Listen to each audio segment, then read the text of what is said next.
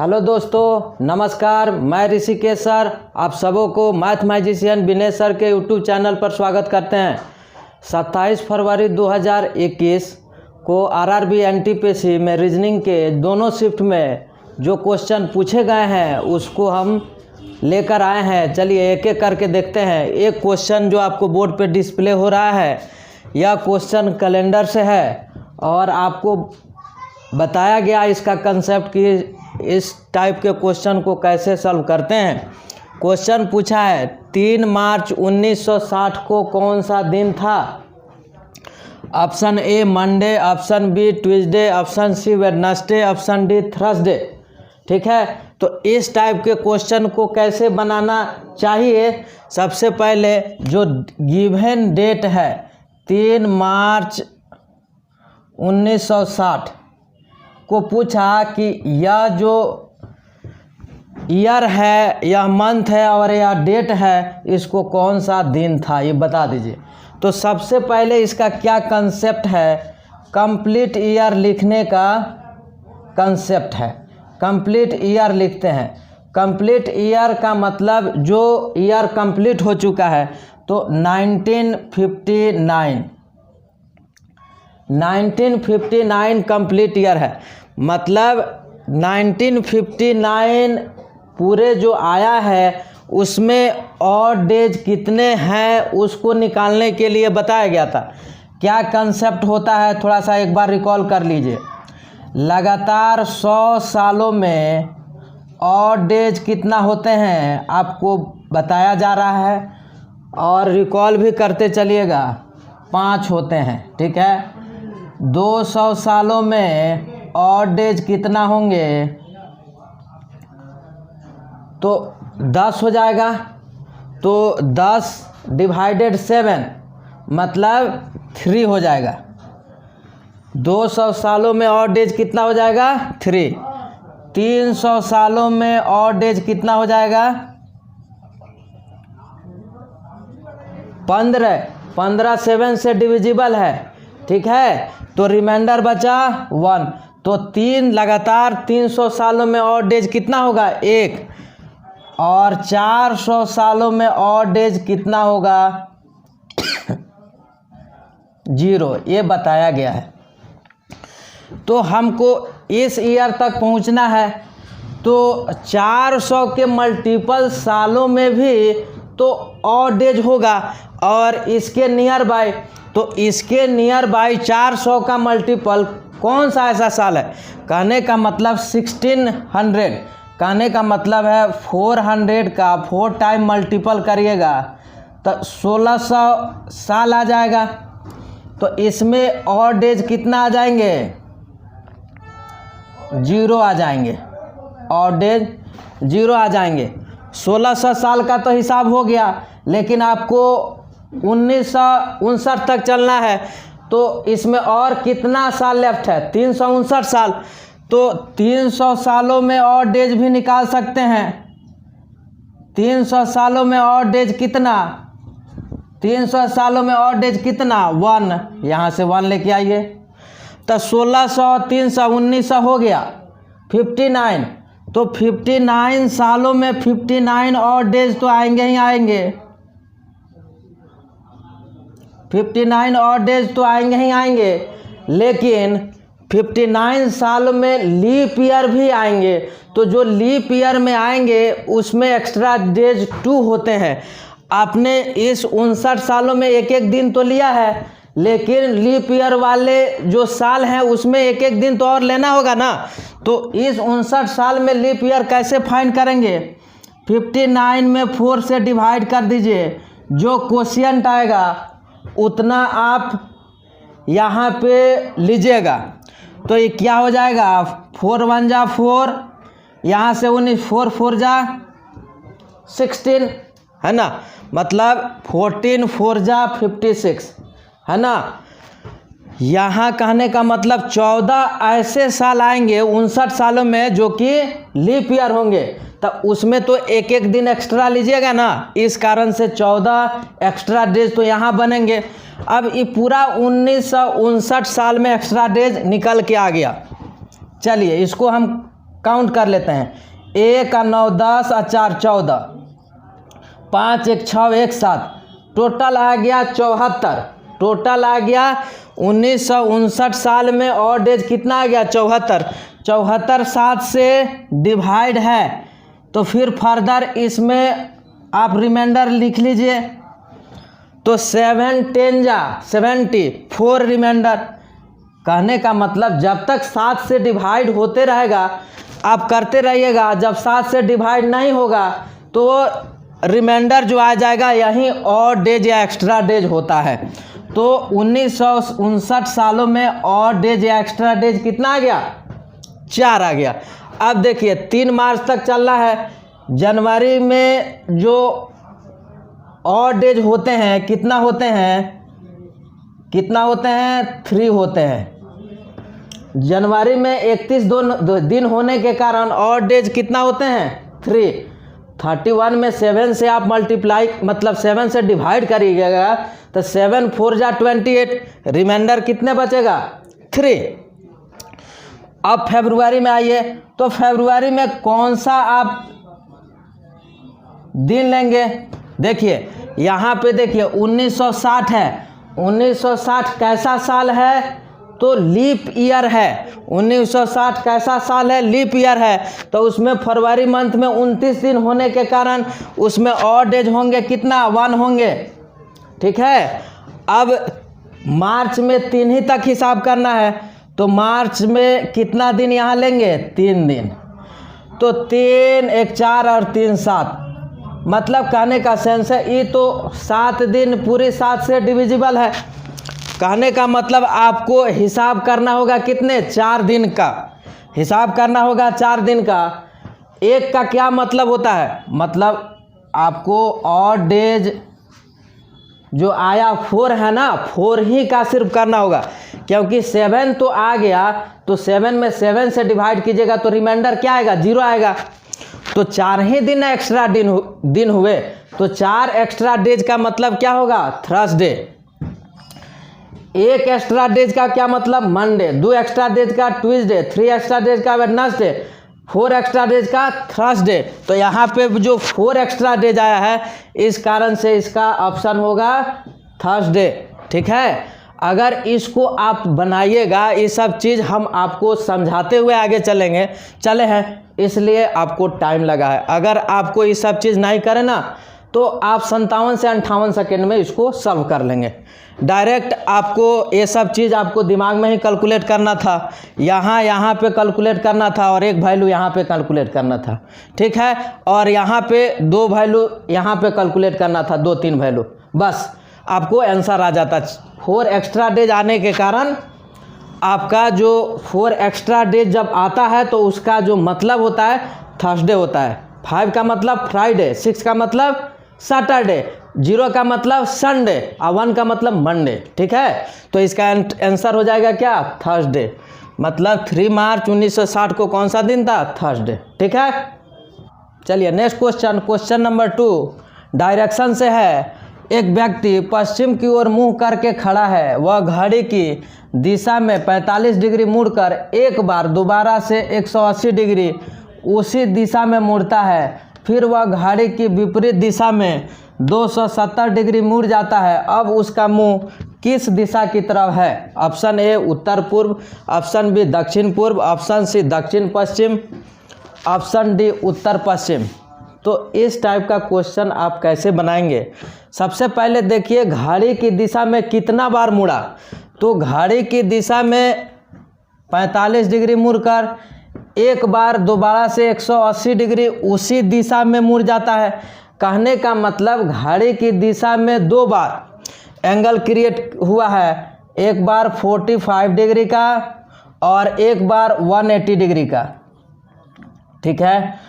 और घड़ी की दिशा में जो बना एंगल होता है वह एंगल जो होता है क्या होता है निगेटिव। घड़ी की दिशा में जो बना एंगल होता है वह एंगल निगेटिव। तो ये दोनों वैल्यू को आप ऐड कर देंगे तो यहाँ से 5 मिल जाएगा और यहाँ से 8 4 12 और 1 1 2 225 डिग्री निगेटिव में वैल्यू मिल गया। फिर वह घड़ी के विपरीत दिशा में 270 डिग्री मुड़ जाता है। लेकिन अगला बार बोला क्या, घड़ी के विपरीत दिशा में 270 डिग्री मुड़ जाता है। कहने का मतलब अब जो एंगल मिला है 270 डिग्री घड़ी की विपरीत दिशा में, तो घड़ी के जो विपरीत दिशा में जो एंगल मिलता है वह पॉजिटिव एंगल मिलता है 270 डिग्री।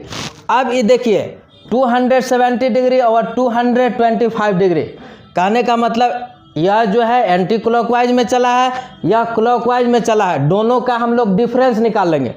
डिफरेंस निकाल लीजिए, ठीक है। ये माइनस में वैल्यू है 5 और ये कितना हो जाएगा, मतलब जो डिफरेंस आया 45 और डिफरेंस पॉजिटिव में आया। कहने का मतलब जो है एंटी क्लॉकवाइज में आपको 45 डिग्री आया वैल्यू। तो जो व्यक्ति का मुंह है किधर है, व्यक्ति का जो मुंह है पश्चिम की ओर मुंह करके खड़ा है, ठीक है। तो पश्चिम की ओर मुंह करके खड़ा है और 45 डिग्री क्या ले लीजिए यहाँ से एंटी क्लॉकवाइज, तो 45 डिग्री यहाँ से एंटी क्लॉकवाइज लीजिएगा तो कुछ यम आएगा ना, ठीक है। 45 डिग्री एंटी क्लॉकवाइज लीजिएगा तो क्यों कुछ यम आएगा, मतलब इस डायरेक्शन को कौन सा डायरेक्शन बोलते हैं, यहाँ पे साउथ हो जाता है, यहाँ पे वेस्ट, साउथ वेस्ट। कहने का मतलब दक्षिण पश्चिम, दक्षिण पश्चिम, दक्षिण पश्चिम, ऑप्शन नंबर सी। यह जो डायरेक्शन है साउथ वेस्ट है। एक बार फिर से समझ लीजिए, यहाँ नॉर्थ, यहाँ ईस्ट, NESW, तो यह जो डायरेक्शन है यहीं पे ना आया 45 डिग्री एंटी क्लॉकवाइज। तो आप 45 डिग्री एंटी क्लॉक लाइएगा तो यहीं पे आएगा ना, मतलब वेस्ट और साउथ के बीचों बीच, ठीक है। तो इस डायरेक्शन को साउथ वेस्ट डायरेक्शन बोलते हैं। तो जो उसका मुंह है किस दिशा की ओर है, दक्षिण पश्चिम की ओर है, ठीक है। चलिए नेक्स्ट क्वेश्चन, क्वेश्चन नंबर 3 पे आते हैं। क्वेश्चन नंबर 3 जो है वर्टिकल सीक्वेंस से रिलेटेड क्वेश्चन आपसे पूछा है। कहा है ए का कद छोटा है बी से परंतु सी से लंबा है, डी का कद छोटा है ए से परंतु सी से लंबा है, तथा ई का कद छोटा है बी से किंतु ए से लंबा है, तो सबसे छोटा कद किसका है। तो इस टाइप का क्वेश्चन बनाने के लिए आपको बताया गया है। थ्योरी के क्लास में जो वर्टिकल सीक्वेंस चला था तो उसमें बताया गया इस टाइप के क्वेश्चन को सॉल्व कैसे करते हैं। देखिए क्या बोला है, ए का कद छोटा है बी से, तो ए का कद है छोटा है बी से। देखिए तो बी से छोटा ए का कद हम बैठा दिए, ठीक है। ए का कद छोटा है बी से परंतु सी से लंबा है, किसका, ए का कद सी से लंबा है, तो सी से लंबा कर दिए, ठीक है। आगे चलते हैं। डी का कद छोटा है ए से, ठीक है। देखिएगा डी का कद जो है छोटा है ए से, कहने का मतलब जो है डी कुछ इस जगह बैठा होगा। डी का कद छोटा है ए से परंतु सी से लंबा है, परंतु सी से लंबा है कौन, डी। कहने का मतलब जो डी बैठा हुआ है ए और सी के बीच बैठा हुआ है, ठीक है। आगे चलते हैं। तथा ई का कद छोटा है बी से, ई का कद छोटा है बी से किंतु ए से लंबा है। कहने का मतलब है ई का कद जो है छोटा है बी से किंतु ए से लंबा है। तो जो एक सीक्वेंस मिला, इस सीक्वेंस के आधार पे आपको जवाब दे देना है। तो सबसे छोटा कद किसका है, देखिए तो सबसे जो छोटा कद किसका होगा, सी का होगा, क्योंकि सबसे छोटा नीचे बैठा होगा ना, जिसका कद लंबा है उसको हमने ऊपर बैठा है, तो सबसे जो छोटा कद होगा जो नीचे में बैठा हुआ होगा। कहने का मतलब एक सीक्वेंस मिल गया आपको। सबसे अगर लंबा पूछता सबसे लंबा कद किसका है तो यहाँ पे बी हो जाता, ठीक है। तो लंबा से छोटा के क्रम में बैठा है, सबसे लंबा कद इसका है, उसके बाद ई का है, उसके बाद ए का है, उसके बाद डी का है, उसके बाद सी का है। तो आपसे पूछ लिया सबसे छोटा तो सी होगा, ठीक है। तो इस टाइप का जो क्वेश्चन है ना आपको वर्टिकल सीक्वेंस में बैठाइएगा तो आपको इजी वे में बैठ भी जाएगा और आपको सटीक आप आंसर आएगा। ठीक है, तो सबसे छोटा कद किसका है? सी का है। इसका आंसर क्या होगा? सी। सी जिस ऑप्शन में होगा उसको आप टिक करेंगे।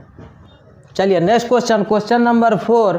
क्वेश्चन नंबर 4 सीरीज से है। देखिए तो 5 है, 7 है, 10 है, 15 है, 22 है, 33 है, आगे क्वेश्चन मार्क।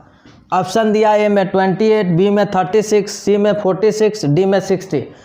तो यह जो सीरीज है कैसे, मतलब धीरे धीरे करके आगे बढ़ रहा है। तो सबसे पहले लगातार दो टर्म का डिफरेंस निकालेंगे कि कैसे आपको अगला टर्म मिल रहा है। देखिए तो 5 से 7 हो गया, +2 कर देंगे तो 7 मिल जाएगा। यहाँ 7 से 10 हो गया, कैसे? +3 कर दिए। 10 से 15 हो गया तो +5 हो गया। 15 से 22 +7 हो गया। 22 से 33 +11 हो गया। आगे क्या होगा? देखिए तो +2 +3 +5 +7 +11। कहने का मतलब ये सब क्या है? प्राइम नंबर है ना। तो प्राइम नंबर 2 3 5 7 ऐसे करके आगे बढ़ रहा है। तो अगला जो प्राइम नंबर आएगा कि कौन सा आएगा? 13। अगला जो प्राइम नंबर आएगा क्या आएगा? 13। अब इस 33 में 13 को जोड़ दीजिए। 3 3 6 3 1 4 46।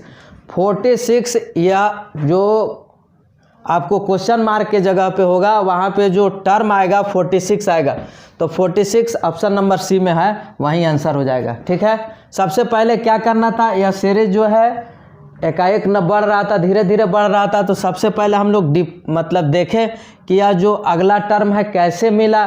तो हम लोग चेक करते गए तो एक कुछ यूँ मिला। अब इनमें कंपेयर करके देखें तो भाई ये तो प्राइम नंबर का सीरीज से आगे बढ़ रहा है। 2 है, 3 बढ़ रहा है, 5 बढ़ रहा है, 7 बढ़ रहा है, 11 बढ़ रहा है। तो अगला जो प्राइम नंबर है 13 होगा।